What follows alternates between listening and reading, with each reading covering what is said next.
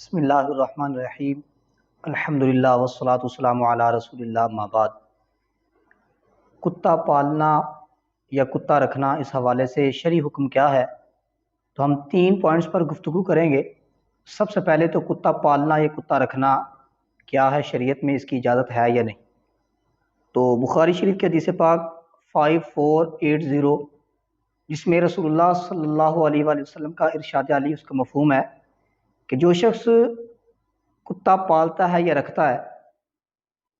تو اس کے اعمال میں سے روزانہ 1 قیرات نیکیاں ضائع ہو جاتی ہیں، کم ہو جاتی ہیں۔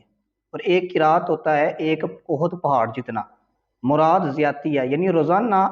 بہت ساری نیکیاں اس کی ضائع ہو جاتی ہیں، کم ہو جاتی ہیں۔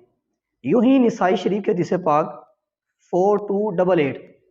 جس میں 3 چیزوں کا ارشاد ہوا، فرمایا جس گھر میں کتا ہو، یا جس گھر میں ہاتھ سے بنی پینٹنگ تصویر ہوتی ہے وہ ہو، اور جس گھر میں وہ شخص ہو جس پر غسل لازم ہو گیا ہے لیکن وہ غسل کرتا نہیں، جنبی شخص، تو ان تینوں گھروں میں رحمت کے فرشتے داخل نہیں ہوتے۔ اور یوں ہی سورہ اعراف میں آیت نمبر 176 میں اللہ رب العزت نے جب اللہ کو جھٹلانے والے، اللہ کی آیات کو جھٹلانے والوں کی برائی بیان کی، تو اللہ رب العزت نے ان کی برائی کی مثال کتے سے دی، یعنی کتے کی فطرت میں برائی ہے۔ تو ان احادیث سے، قرآن مجید کی آیت سے یہ ثابت ہوتا ہے کہ کتا رکھنا اس کی شریعت میں حرمت ہے، ممانعت ہے، جائز نہیں ہے، نہیں رکھ سکتے۔ اور دوسرا پوائنٹ ہمارا یہ ہے کہ کتا جو رکھ لیتا ہے یا پالتا ہے تو اس سے فائدہ حاصل کرنا کیسا ہے؟ تو سب سے پہلے تو اس کے پازیٹیو ویو دیکھتے ہیں کہ کتا پالنا یا رکھنا، اور پھر اس کے بعد کتے سے فائدہ حاصل کرنا کیسا ہے۔ اگر تو کتا رکھوالی کے لیے رکھا گیا، یا رکھوالی کے لیے نہ لیکن شکار کھیلنے کے لیے رکھا گیا، تو اس کی شریعت کی طرف سے اجازت ہے، جیسا کہ بخاری شریف کی جو شروع میں حدیث پاک بیان کی تھی 5480، جس میں ذکر ہوا تھا کہ روزانہ اس کے اعمال میں سے نیکیاں 1 قیرات کم ہوں گی جس کے گھر میں کتا ہوگا۔ تو رسول اللہ صلی اللہ علیہ وسلم نے 2 صورتوں میں استثناء فرمایا ہے، اجازت دی ہے۔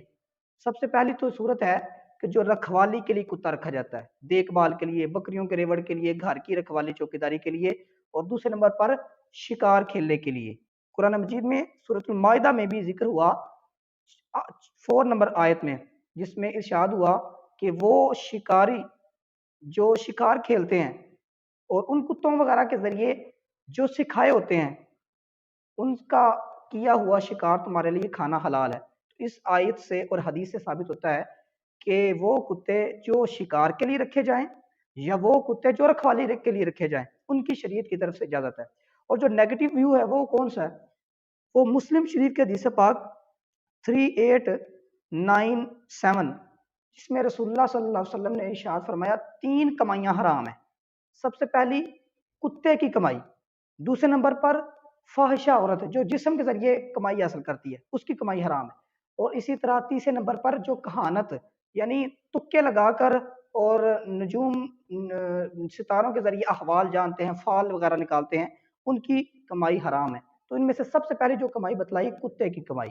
یعنی وہ کتے جو شوقیہ طور پر پالے جاتے ہیں، جن کو کھلایا جاتا ہے اور جن کے ذریعے